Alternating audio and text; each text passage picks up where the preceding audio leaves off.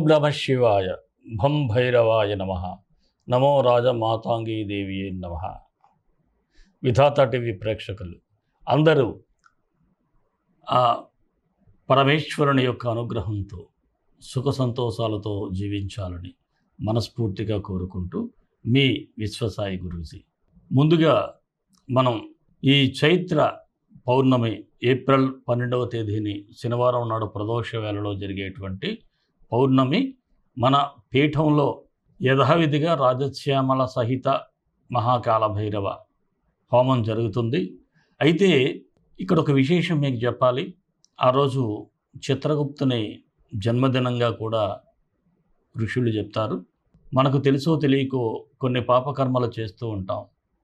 అటువంటి కర్మలను తొలగించుకోవటానికి చిత్రగుప్తుడికి ఆ పరమేశ్వరునికి ఆ రోజు ప్రార్థన చేయాలని చక్కగా హోమం చేసినట్లయితే కర్మలు తొలగి కష్టాలు కూడా తొలగుతాయని పెద్దలు చెప్తారు.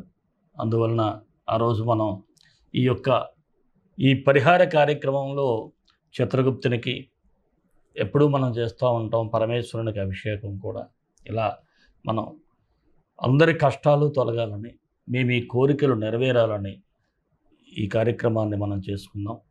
ఎవరైతే పరోక్షంగా పాల్గొనాలి అనుకుంటారో భక్తులు, మీరు ఈ క్రింది స్క్రోల్ అవుతున్నటువంటి వాట్సాప్ నంబర్కి ఒక మెసేజ్ పెట్టండి హోమం కోసమని.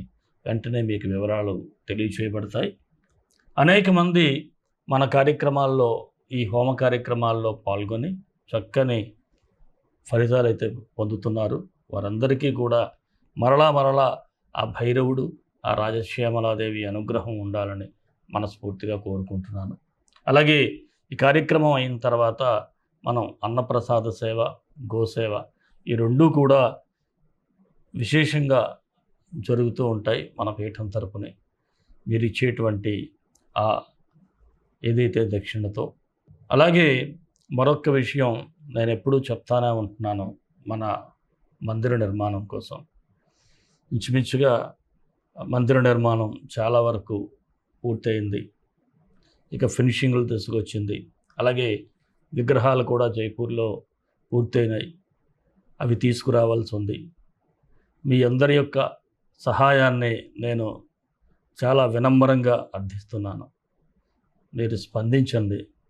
ఇక్కడ ఈ మేఘాద్రి నదీ తీరంలో చక్కని భైరవ, రాజశ్యామలాదేవి, మానసాదేవి, స్ఫటికలింగేశ్వరుడు, సంకటహర గణపతి, అలాగే కాళభైరవ, భైరవీమాత, స్వర్ణాకర్షణ భైరవుడు. ఈ మందిరానికి మీరందరూ పాల్గొని ఇంటింటికో పుష్పం ఈశ్వరునికో మాల అంటారు. మీ అందరి చేయూత కావాలని మనస్ఫూర్తిగా మరొక్కసారి కోరుకుంటున్నాను. మరి మన వీడియోలు మీకు నచ్చుతాయని అనుకుంటాను. దయచేసి మీ అందరికీ నా రిక్వెస్ట్ ఏమిటంటే ఒక లైక్ చేయండి. లైక్ చేసినంత మాత్రాన పోయేదేం లేదు కదా. మీరు చూస్తున్నారు, వెళ్ళిపోతున్నారు. కానీ మీ యొక్క లైక్లన్నీ నాకు ఎంతో ప్రోత్సాహాన్ని ఇస్తూ ఉంటాయి. నేనేది సమాజాన్ని పాడు చేసి వీడియోలు చేయటం లేదు, గుర్తుపెట్టుకోండి. ఎక్కడో ఏదో అన్నెసరీ విషయాల గురించి మాట్లాడితే లక్షలాది వ్యూస్ వస్తూ ఉంటాయి. ఒక మంచి విషయం గురించి మాట్లాడితే ఎందుకో మనం మంచి వైపు కదలలేనటువంటి పరిస్థితుల్లో ఉంటున్నాం. ప్రతి ఒక్కరూ కూడా మన వీడియోలని లైక్ చేసి ఆ భైరవుడు, రాజశ్యామలాదేవి అనుగ్రహం తప్పకుండా లైక్ చేసిన ప్రతి ఒక్కరి మీద ఉండాలని నేను పీఠంలో ప్రతిరోజు కూడా ప్రార్థన చేస్తూ ఉంటాను. అలాగే మన వీడియోలు మీకు తెలిసినటువంటి సన్నిహితులకి, బంధువులకి షేర్ చేయండి. ఎవరైనా మన ఛానల్ సబ్స్క్రైబ్ చేసుకోకపోతే సబ్స్క్రైబ్ చేసుకోండి. రాశిఫలాల్లోకి వెళ్ళిపోదాం. కన్యారాశి. ఏప్రిల్ 16 నుంచి 30 వరకు ఈ రాశి వారికి సూచనలు, సలహాలు. ఈ రాశి వారికి చాలా వరకు మిశ్రమ ఫలితాలు అయితే కనిపిస్తూ ఉన్నాయి. అలాగే మీరు ఏదైనా ఒక పని కోసం ఇతరులపై ఆధారపడకుండా మీరే చేసుకోవటం చాలా మంచిది. మీరు చేసుకోవటం వలన ఇందులో మంచి చెడ్డలు మీకు తెలుస్తాయి. ఇతరుల మీద డిపెండ్ అయ్యారనుకోండి, ఆ పని ఆలస్యం అవటం, దానిలో లోతుపాతులు మీకు తెలియకపోవటం, ఇంకా ఇబ్బందులకు గురయ్యేటువంటి సూచనలు ఉంటాయి కాబట్టి మీరు ఏ పనైనా సరే మీరు స్వయంగా ముందుకు వెళ్ళి చేసుకుంటే మంచిది. ఇక ఆర్థిక పరంగా స్వీయ నియంత్రణ ఉండదు మీకు. అంటే ఏమిటి? ఏదైనా ఖర్చు పెట్టేటప్పుడు ఇది అవసరమా కాదా అనేటువంటి విచక్షణ జ్ఞానం లేకపోతే విచ్చలవిడిగా ఖర్చు పెట్టడం, అలాంటి పరిస్థితుల్లో కూడా కాస్త ఇబ్బందులు ఎదురవుతాయి. అయితే కొంతమంది అనుకోవచ్చు, గురువుగారు మాకు వచ్చిందే తక్కువ ఆదాయం, మేము ఎక్కడ ఖర్చు పెట్టగలం అని. కానీ ఆ తక్కువ ఆదాయంలో కూడా కొన్ని సందర్భాల్లో కొంతమంది ఏమిటంటే ఏదో ఒక కార్యక్రమానికి ఎవరైనా చెప్పారనుకోండి, ఒక సందర్భంలో మనం కాస్త అందరికంటే ఏదో ఎక్కువగా ఇవ్వాలనేటువంటి కుతూహలంతో మీకు ఉన్నదానికంటే అప్పు చేసైనా ఎక్కువగా ఇవ్వటం, అలాంటివి కూడా జరుగుతూ ఉంటాయి. జాగ్రత్తగా ఉండండి. అలాగే కుటుంబంలో ఉన్నటువంటి ఇబ్బందుల కోసం ఎక్కడికైనా బయటకు వెళ్ళి ఏదైనా పని చేసుకోవాలనేటువంటి ఆలోచన కూడా మీకు ఫలించేటువంటి పరిస్థితులు ఉన్నాయి. అలాగే మీ సిబ్లింగ్స్ అంటే మీ సోదర వర్గం, సోదరి వర్గాన్ని కాస్త బయటికి తీసుకురావాలి, వారికి ఏదైనా సహాయపడాలి, వారి తాలూకు బాధ్యత మీ మీద ఉంది అన్న పరిస్థితుల్లో కూడా ఎక్కువగా ఆలోచించేటువంటి పరిస్థితులు ఉంటాయి. అలాగే స్థిరాస్తులకు సంబంధించి ఏదైనా ప్రాబ్లమ్స్ ఉన్నట్లయితే మీ పెద్దల సమక్షంలో పరిష్కరించుకోవడం చాలా ఉత్తమం. ఇక నూతన గృహ కొనుగోలుకు వస్తున్న ఆటంకాలు కూడా, ఎవరైనా ఒక ఇల్లు ఏదైనా కొనుక్కోవాలి అనుకుంటే ఆటంకాలు కూడా తొలగే సూచనలు అయితే ఉన్నాయి. సంతానాన్ని క్రమశిక్షణ మార్గంలో పెట్టడానికి గట్టి ప్రయత్నాలే చేస్తారని చెప్పాలి. ఈ సంతానాన్ని కాస్త దారి తప్పే పరిస్థితులు కనిపిస్తూ ఉంటాయి. అలాంటి వారు మాత్రం కాస్త జాగ్రత్తగా చూసుకుంటారు. రుణ ప్రయత్నాలు అయితే ఫలిస్తాయి. అలాగే ఎవరినైనా మీరు అప్పు అడిగితే కాస్త పుట్టేటువంటి పరిస్థితులు ఉంటాయి. ముఖ్యంగా బ్యాంకు రుణాలు మాత్రం మంజూరవుతాయి. ఇక స్త్రీలతో పరిచయాలు అంటే ప్రారంభంలో కాస్త మనసుకు హుషారుగా ఉంటుంది, కానీ తర్వాత జోబుకి ఖాళీ అయిపోతూ ఉంటుంది. తర్వాత ఇబ్బందులు కూడా ఎదురవుతూ ఉంటాయి. జాగ్రత్తగా ఉండండి, లేకపోతే కుటుంబంలో ఇబ్బందులు ఎదురవుతూ ఉంటాయి. ఇంకా వివాహ ప్రయత్నాలు చేసేవారు మాత్రం కొద్దిగా నిదానంగా వ్యవహరించడం చాలా అవసరం. ఎవరైనా సరే మీరు సంబంధం చూసినట్లయితే వెంటనే రిప్లై ఇవ్వలేదనేటువంటి అధైర్యపడద్దు. కాస్త ఈ పక్షం రోజులు ఓపిక పెట్టినట్లయితే అంతా సర్దుకుంటూ ఉంటాయి. విదేశీ ప్రయత్నాలు చేసేవారికి కూడా ఆలస్య సూచనలు అయితే కనిపిస్తూ ఉన్నాయి. నిరుద్యోగులైతే ఉద్యోగ అవకాశాలకి ఎక్కువగా కష్టపడాలి.